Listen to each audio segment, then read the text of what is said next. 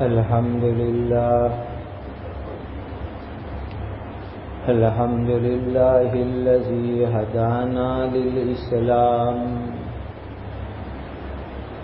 أشهد أن لا إله إلا الله وحده لا شريك له وأشهد أن سيدنا وشفيعنا ومولانا محمدا عبده ورسوله صلوات الله تبارك وتعالى عليه وعلى آله وأصحابه وذرياته وأهل بيته وأهل طاعته وبارك وسلم تسليما كثيرا أما بعد فأعوذ بالله من الشيطان الرجيم بسم الله الرحمن الرحيم وبالأسحار هم يستغفرون وفي أموالهم حق معلوم للسائل والمحروم صدق الله مولانا العظيم. قرآن مجید میں 114 سورتیں ہیں. اس میں 3 سورت بہت چھوٹی سی ہے. قل هو اللہ، انا اعطیناک الکوثر اور والعصر. قل هو اللہ چھوٹی سی سورت ہے، لیکن حدیث میں نبی کریم صلی اللہ علیہ وسلم نے فرمایا کہ ایک مرتبہ قل هو اللہ پڑھنے پر 10 پارے پڑھنے کا اللہ تعالی ثواب عطا فرماتے ہیں. اتنی چھوٹی سی سورت. اس لیے جب ہم کام کرتے ہو یا وضو نہ ہو اور زبانی تلاوت کا ثواب لینا ہو تو قل هو اللہ کی سورت پڑھتے رہنا چاہیے. قل هو اللہ پڑھتے رہیں گے تو تھوڑے ٹائم میں بہت بڑا ثواب اللہ تعالیٰ کے یہاں مل جائے گا. اپنے کسی کو ایصال ثواب کرنا ہے تو 3 مرتبہ قل هو اللہ پڑھ لیا، 11 مرتبہ قل هو اللہ پڑھ لیا. تو قل هو اللہ شریف چھوٹی سی صورت ہے، لیکن 1/3 قرآن پڑھنے کا ثواب اللہ تعالیٰ اس کی برکت سے عطا فرماتے ہیں. کوشش یہ کرو کہ ڈیلی 200 قل هو اللہ شریف ہماری ہو جائے. اس کی حدیث میں بہت فضیلت آئی ہے. اس سے کم زیادہ ہو تو ابھی حرج نہیں. دوسری بات یہ عرض کرنی ہے کہ فجر کی نماز میں پہلے 2 رکعت سنت مؤکدہ ہے، پھر 2 رکعت فرض ہے. مغرب میں بھی یہی ہے، پہلے 3 رکعت ہم فرض پڑھتے ہیں، بعد میں 2 رکعت سنت مؤکدہ پڑھتے ہیں. سیدنا حضرت عمر رضی اللہ تعالیٰ عنہ کہتے ہیں کہ میں نے 1 مہینے تک 1 month نبی کریم صلی اللہ علیہ وسلم پر واچ کیا کہ آپ صلی اللہ علیہ وسلم فجر کی سنت میں کیا پڑھتے ہیں. تو کہا کہ 1 مہینے تک میں نے دھیان دیا تو دیکھا کہ نبی کریم صلی اللہ علیہ وسلم فجر کی سنت میں پہلی رکعت میں قل یا ایھا الکافرون اور دوسری رکعت میں قل هو اللہ احد پڑھتے ہیں. اور یہی سنت مغرب کے اندر بھی ہے کہ مغرب کے بعد جو 2 رکعت سنت مؤکدہ ہے اس میں پہلی رکعت میں قل یا ایھا الکافرون اور دوسری رکعت میں قل هو اللہ احد۔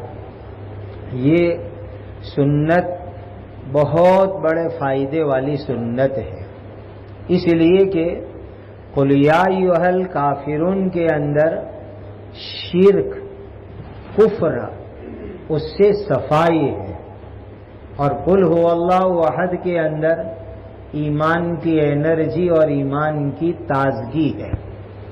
اب مسلمان کا دن فجر کی نماز سے شروع ہوتا ہے، تو فجر کی سنت میں ہم نے قل یا ایھا الکافرون پڑھ لیا، تو انشاءاللہ پورا دن شرک اور کفر سے صفائی اور پاکی کے ساتھ دن گزرے گا، اور دوسری رکعت میں قل هو اللہ احد پڑھ لی تو پورا دن ایمان کی انرجی اور ایمان کی تازگی کے ساتھ گزرے گا۔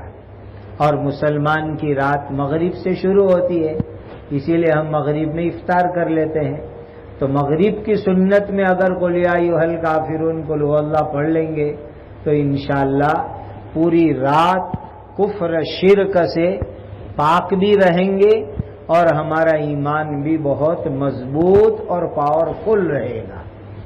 اس لیے حضرت نبی کریم صلی اللہ علیہ وسلم نے یہ جو ترتیب بتلائی ہے، اور حضور کی عملی زندگی میں یہ ترتیب ہے، یہ بہت اچھی ترتیب ہے کہ فجر اور مغرب کی سنت میں پہلی رکعت میں قل یا ایھا الکافرون اور دوسری رکعت میں قل هو اللہ احد۔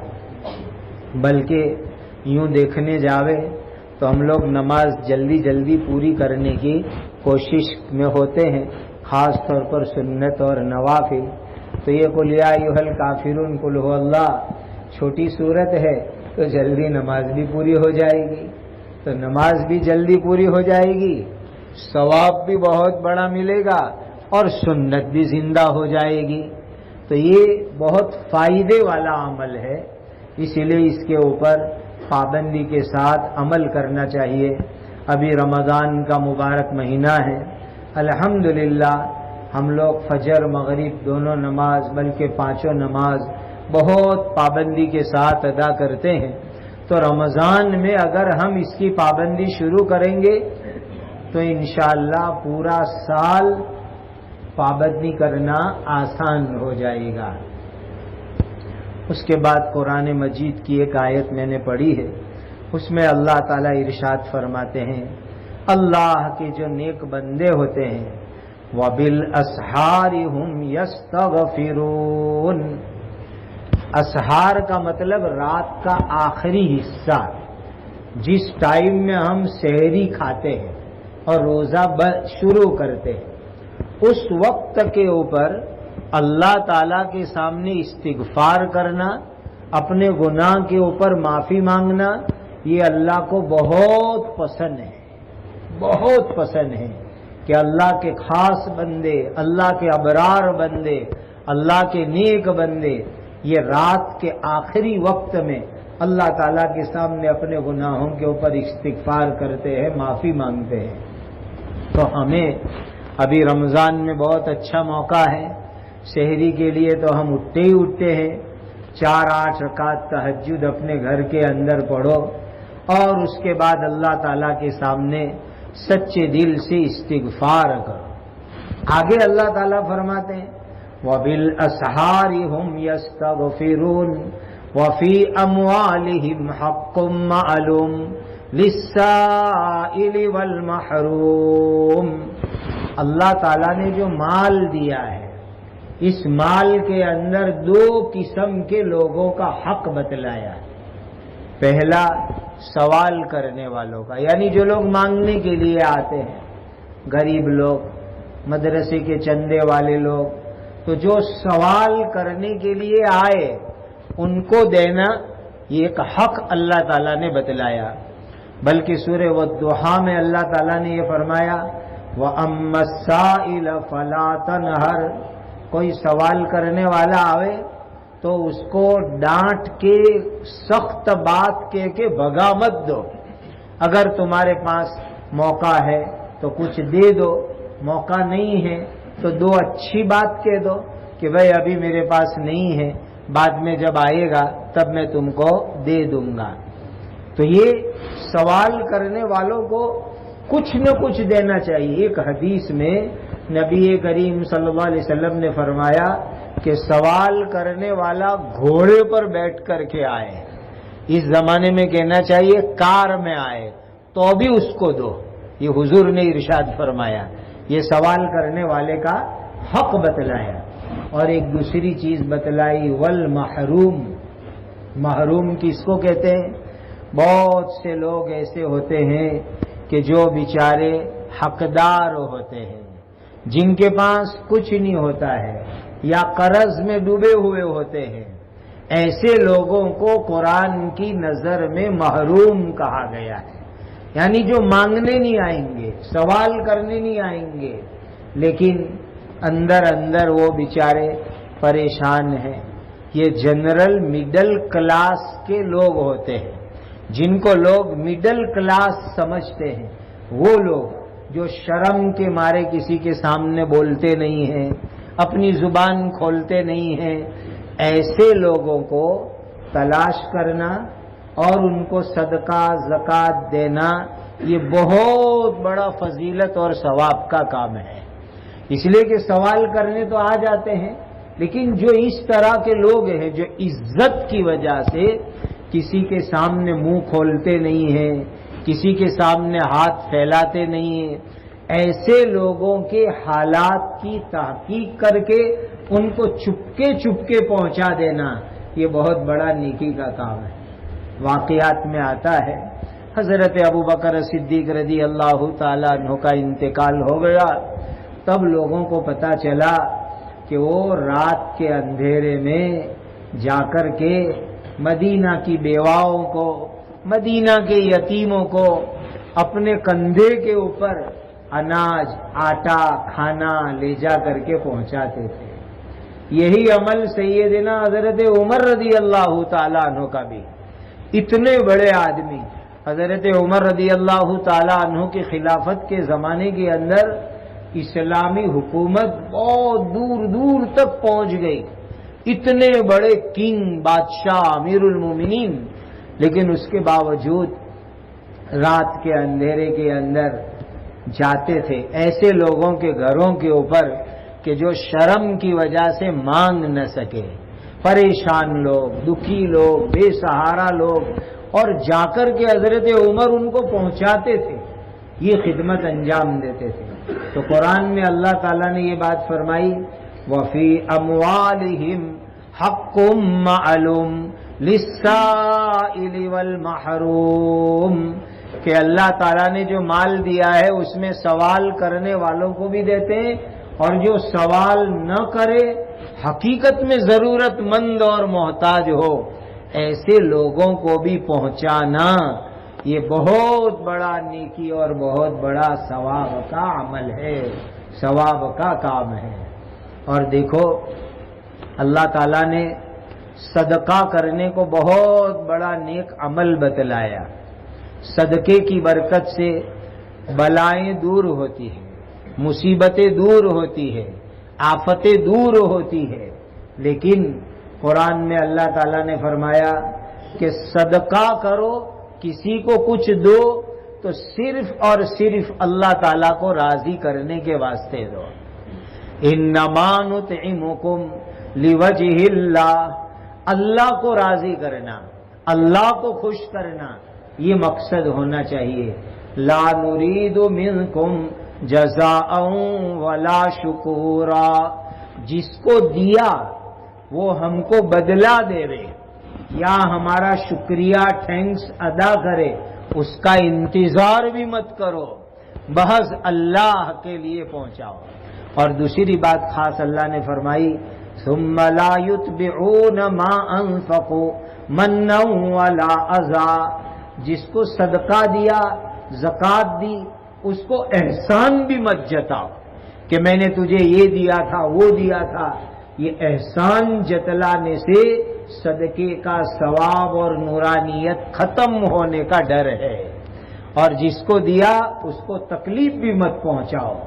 اگر جس کو دیا اللہ کے لیے دیا، تکلیف نہیں پہنچائی، احسان نہیں جتلایا، آئندہ کبھی کہہ کے نہیں سنایا، وہ صدقہ اللہ تعالیٰ کو بہت پسند ہے، بہت پیارا ہے۔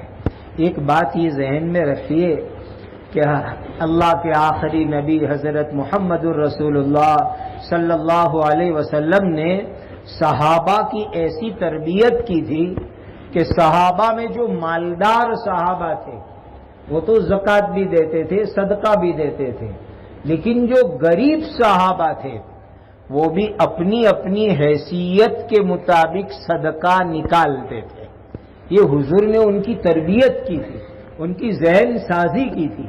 غزوہ تبوک کے موقع کے اوپر اللہ کے دین کے لیے مال کی ضرورت تھی تو حضرت عثمان غنی رضی اللہ تعالیٰ عنہ بہت لائے، اتنا لائے کہ نبی کریم صلی اللہ علیہ وسلم نے کہہ دیا عثمان آئندہ کوئی نیکی نہ کرے تو ابھی تمہارے لیے جنت ہے، اتنا لائے۔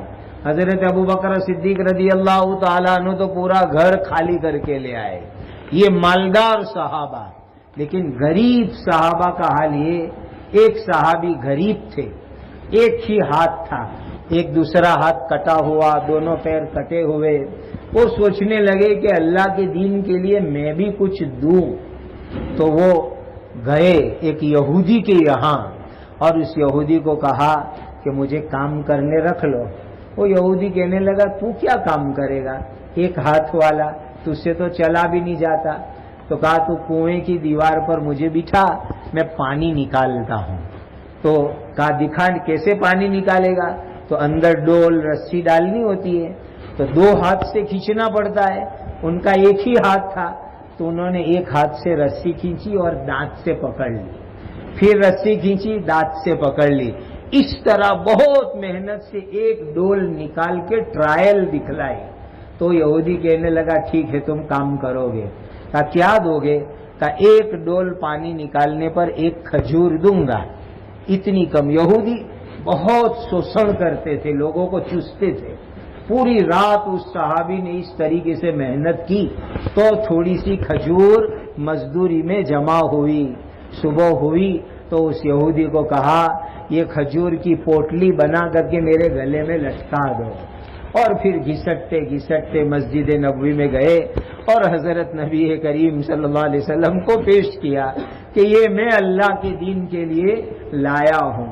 گویا حضور نے صحابہ کو صدقے کی ایسی فضیلت بتلائی کہ جو غریب صحابہ تھے ان سے بھی جو ہو سکتا تھا وہ وقت پر اللہ کے دین کے لیے پیش کرتے تھے۔ اسی لیے ہمیں اللہ کے نام کے اوپر اللہ کی رضا کے لیے ہر طبقے کے مسلمان کو خیرات کرنی چاہیے۔ اللہ تعالی ہم سب کو عمل کی توفیق عطا فرمائے، اپنا فضل و کرم فرمائے۔ وآخر دعوانا الحمدللہ رب العالمین۔